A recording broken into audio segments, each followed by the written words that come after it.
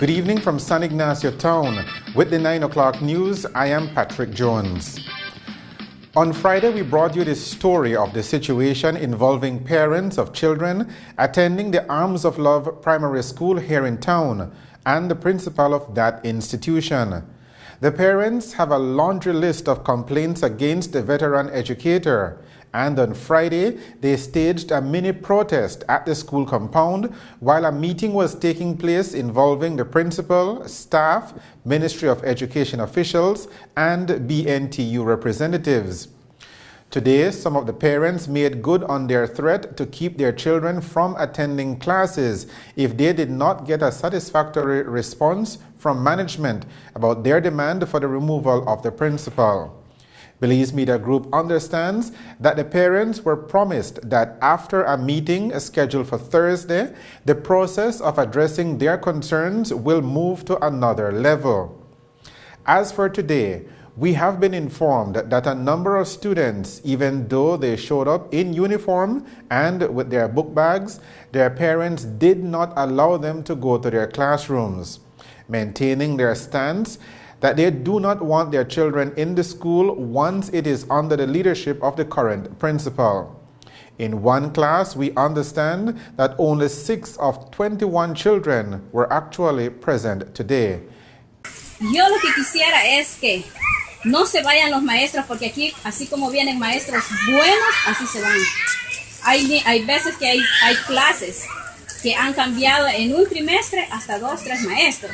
Porque ahorita en la clase de mi hija ya van para 3. The story continues to develop and we will keep monitoring those developments. The BSI ASR sugar factory at Tower Hill cranked up this morning for the much delayed 2015 crop season. Deliveries began just after 10 o'clock this morning when the gates to the factory were opened. There were smiles all around as the first trailer load of sugar cane rolled in. In the cheering section at the opening of the sugar crop was Minister of Agriculture, the Deputy Prime Minister, Gaspar Vega.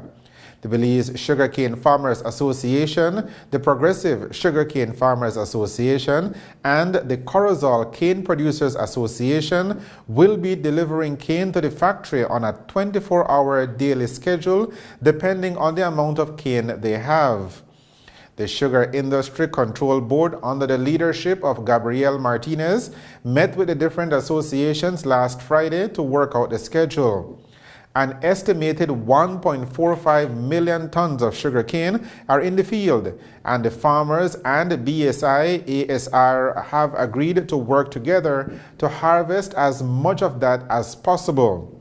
Right now, the thinking is that an estimated 1,050,000 tons of cane can be harvested between now and July, but that will all depend on the weather. For the first 2 days, the factory will aim to accept 6,000 tons of cane, after which that amount will be increased.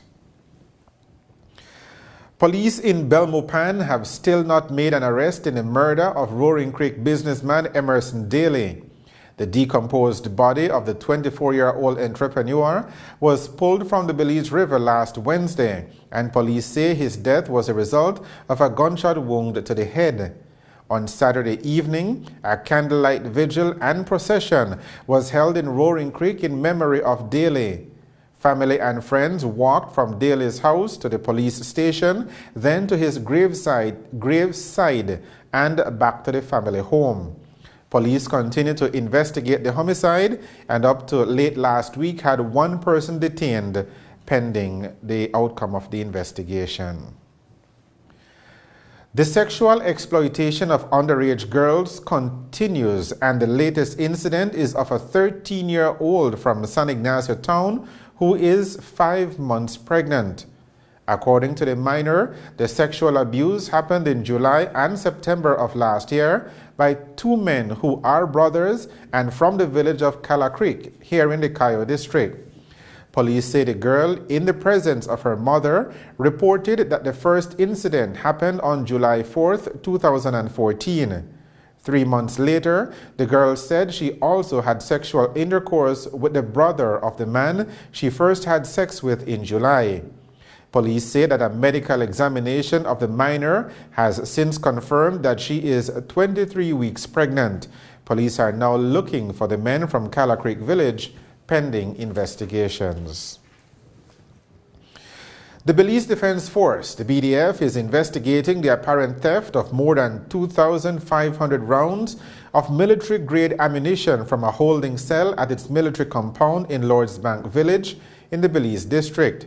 On Friday, BDF Chief of Staff Lieutenant Colonel Raymond Shepard confirmed the theft of 1,680 rounds of 5.56 ammunition used for M16 and M4 carbine rifles and 1,000 rounds of 7.62 ammunition used for the self-loading rifle. The ammunition was being used by visiting American forces in training and was kept separate from the BDF's own cache of weapons and ammunition, which has been raided twice in the last decade. However, an investigation has begun into who was responsible for breaching the secure bay and removing the items sometime between December 7th, when the last major check was conducted, and 1:30 in the morning of January 23rd, when the theft was discovered. Armed patrols are expected to conduct inspections of the compound at 30-minute intervals every day, but access to the ammunition can go as high as the rank of captain. Lieutenant Colonel Shepard told reporters that the policies and systems in place for protection of the ammunition were breached systematically and indicated that the theft may be an inside job by several persons who it is believed intended to sell the material to underworld figures. He stated that the BDF must now go to work to determine who was responsible and rebuild the trust and confidence of the public, and that this kind of incident does not happen again. He estimated the value of any potential sale to be as much as $10,000 US. The 9 o'clock news will continue after these messages.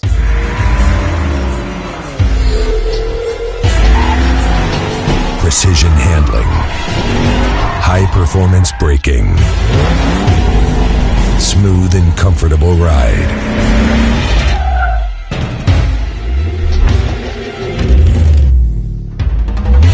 Tame the road, Hankook tires.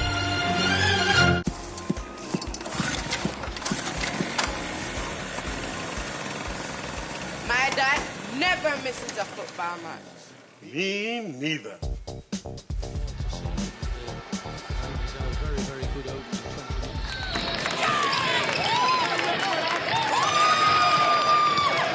Are you enjoying this game or what? I'm loving every minute of it.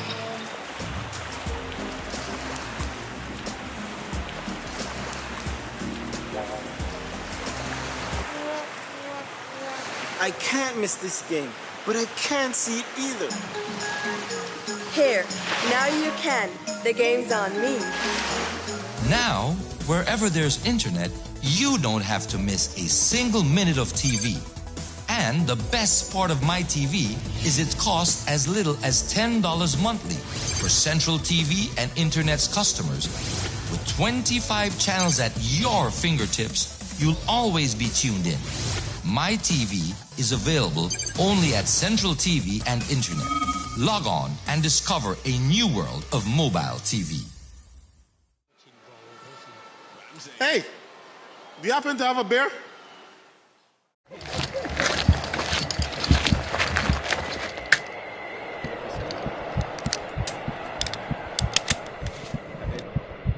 We all have our bucket list and plan to start fulfilling them someday.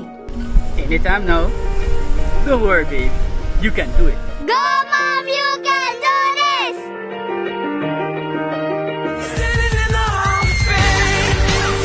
Why not turn someday into today with an easy credit personal loan? Atlantic Bank can make it happen. We offer loans at competitive interest rates with low monthly payments for all your financing needs, because life should be easy. How was it, Mom? It was good. Atlantic Bank, building the future together.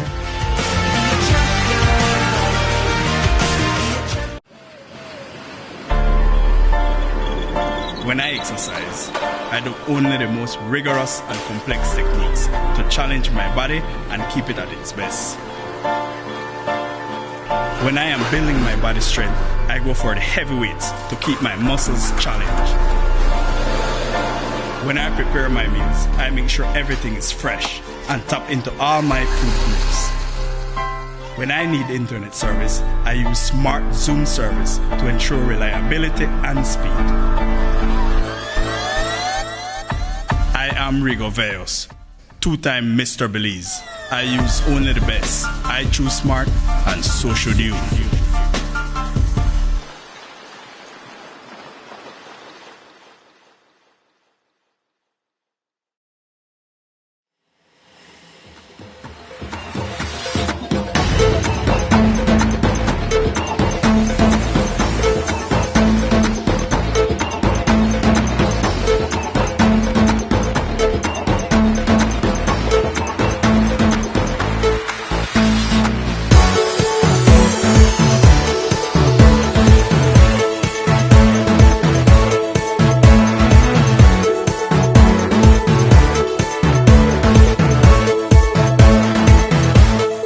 Somebody say, live the life. Live the life. Somebody say, live the life. Somebody say, live the life. Live the life. Live the life.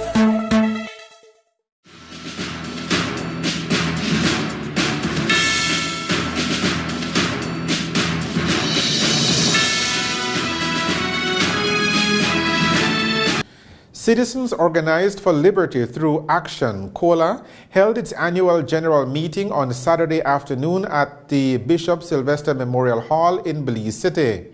The activist organization says it has defied the odds and survived the fierce opposition from those who wish it ill and believe it is standing in the way of national development. During the meeting, the executive presented reports on the organization's many achievements since the last major meeting in 2013. These included the successful initiation of a private prosecution against Elvin Penner for his action in the Kim Wong-hong passport scandal, standing against Guatemalan aggression on the border, and lending its voice to critical issues of the day, from crime and national security to the economy. Elections were also held for the various positions on the executive of COLA.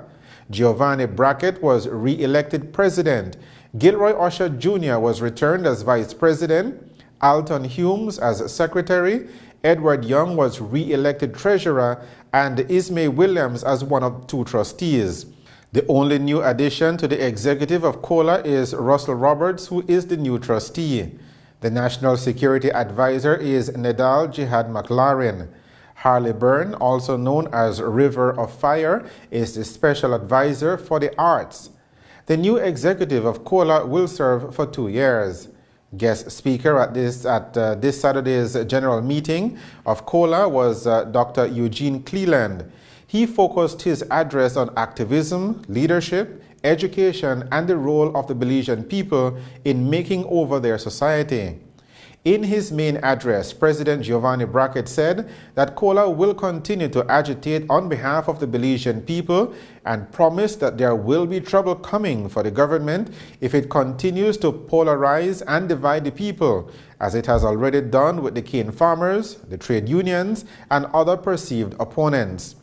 Members of the executive were unanimous in their belief that the organization is stronger than at any time in recent memory because of its dedicated and sustained presence on the national consciousness.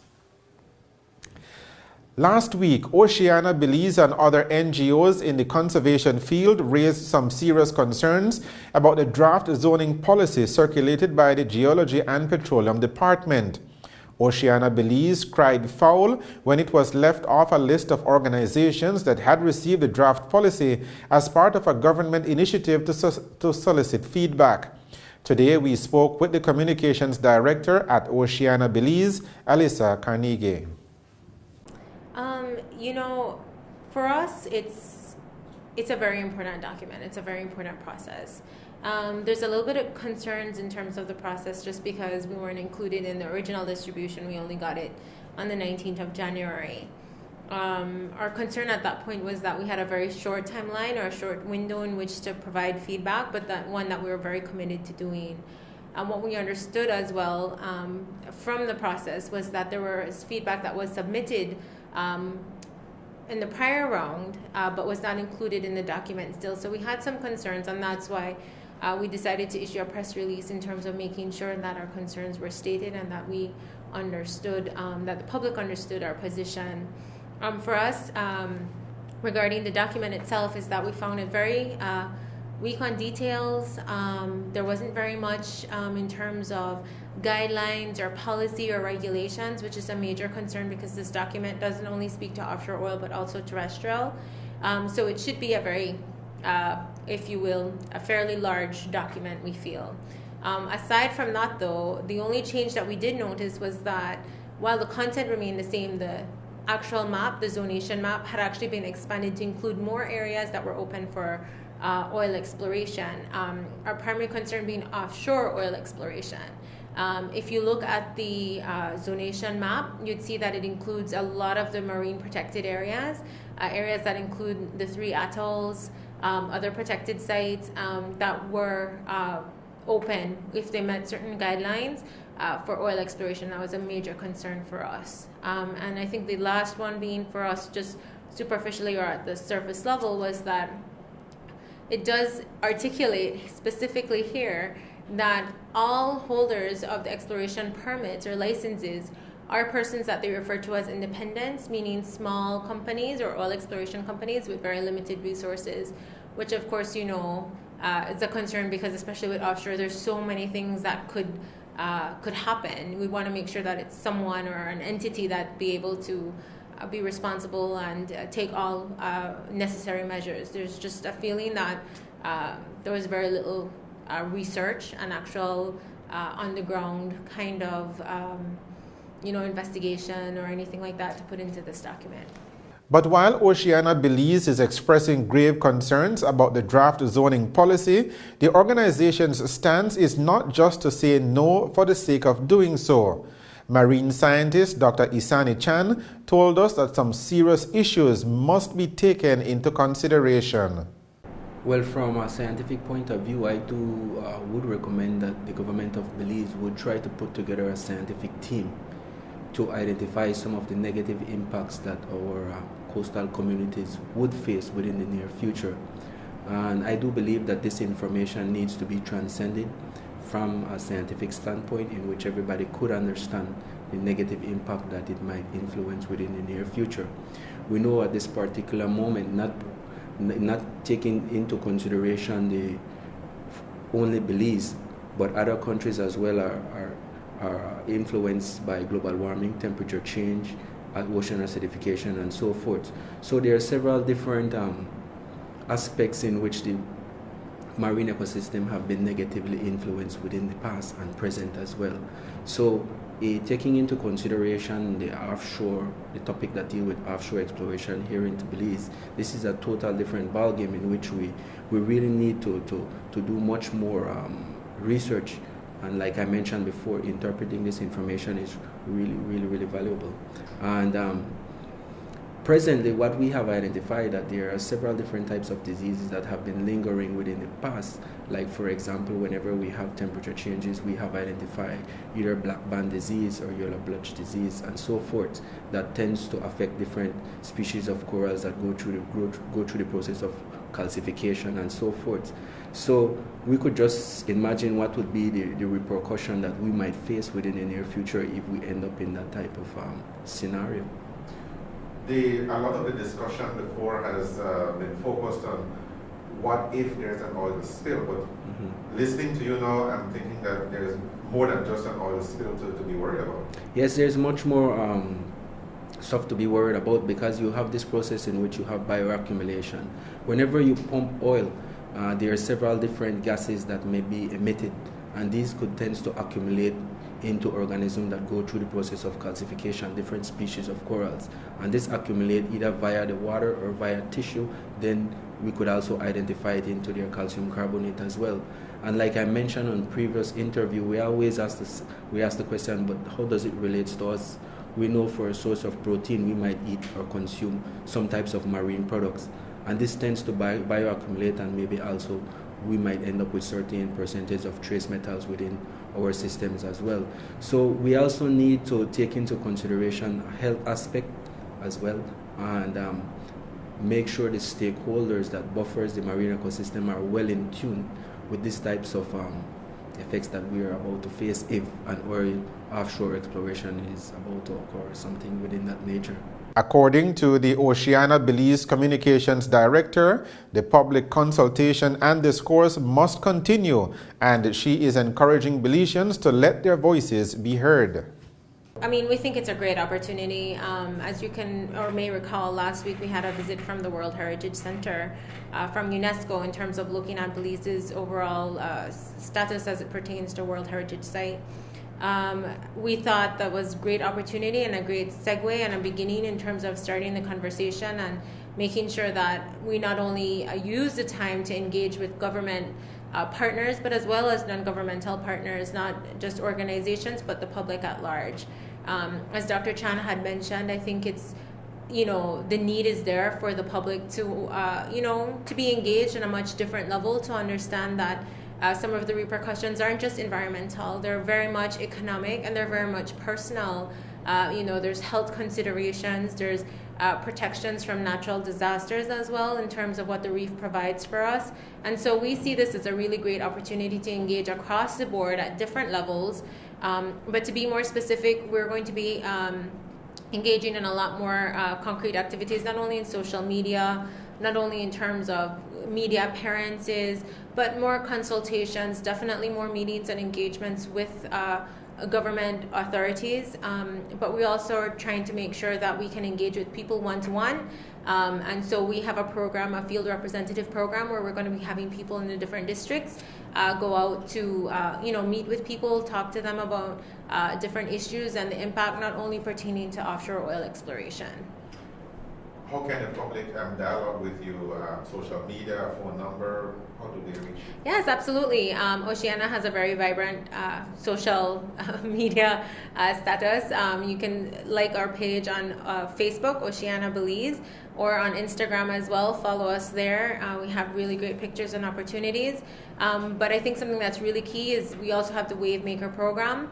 So everyone's invited to participate. You can volunteer, you can help support, and become a wave maker. So, feel free to find us. You can also email us at aalexis@oceana.org, and we'll be happy to give you more information. Last week, the Ministry of Energy, Science and Technology and the Public Utilities issued a statement clarifying that in September of last year, it had shared the draft policy with 13 stakeholder groups, but got limited response. That is why they sent it out again earlier this month to a wider group of stakeholders, and that was when Oceana Belize first came in contact with the document. Feedback from the NGO community will be taken to a national consultation scheduled for next month, at which time all of the feedback obtained will be discussed and factored in. Fallen Belize Defense Force volunteer soldier 23-year-old Denver Villafranco was laid to rest over the weekend in Belize City. Villafranco was attacked and stabbed 2 Saturdays ago as he walked on Sunflower Street. He was rushed to the Carl Huchner Memorial Hospital, where he died while undergoing treatment. Police have since arrested and charged Phil and Orlando Stain for the murder of Villafranco. Family and friends of the fallen BDF volunteer turned out on Saturday for the funeral, where Villafranco was given a military burial at the Lordridge Cemetery. Our thanks to photojournalist Jonathan Lewis for the photographs from Saturday's funeral in Belize City.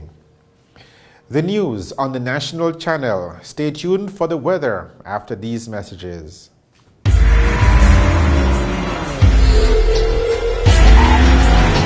Precision handling, High performance braking.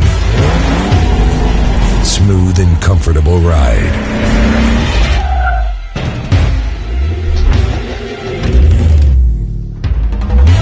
Tame the road. Hankook Tires.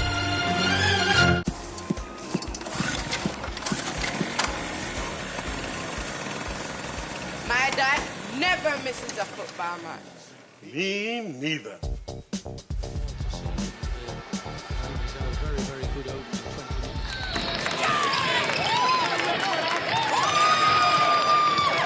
Are you enjoying this game or what? I'm loving every minute of it.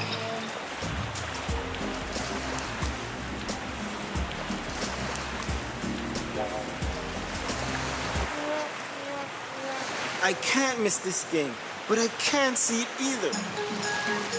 Here, now you can. The game's on me. Now, wherever there's internet, you don't have to miss a single minute of TV. And the best part of MyTV is it costs as little as $10 monthly for Central TV and Internet's customers. With 25 channels at your fingertips, you'll always be tuned in. MyTV is available only at Central TV and Internet. Log on and discover a new world of mobile TV. Hey, do you happen to have a beer?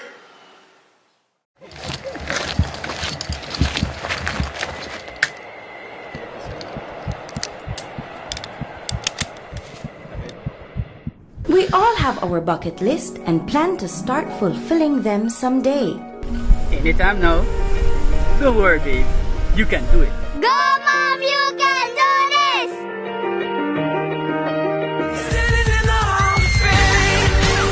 Why not turn someday into today with an easy credit personal loan? Atlantic Bank can make it happen. We offer loans at competitive interest rates with low monthly payments for all your financing needs, because life should be easy. How was it, Mom? It was good. Atlantic Bank, building the future together.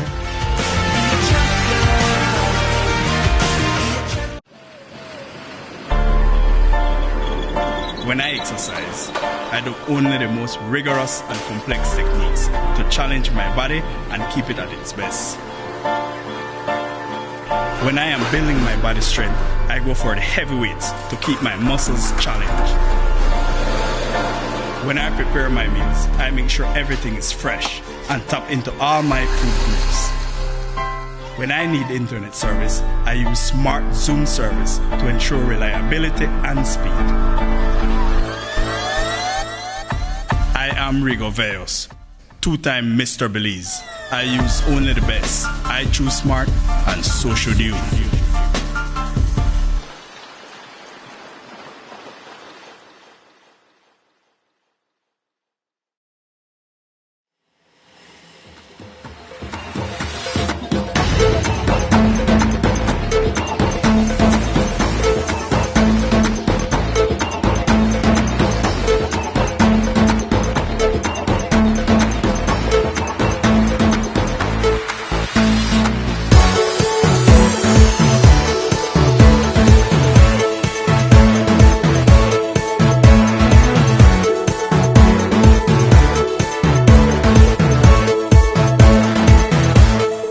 Somebody say, live me like it. Live me like it. Somebody say, live me like it. Somebody say, live me like it. Live me like it. Live me like it.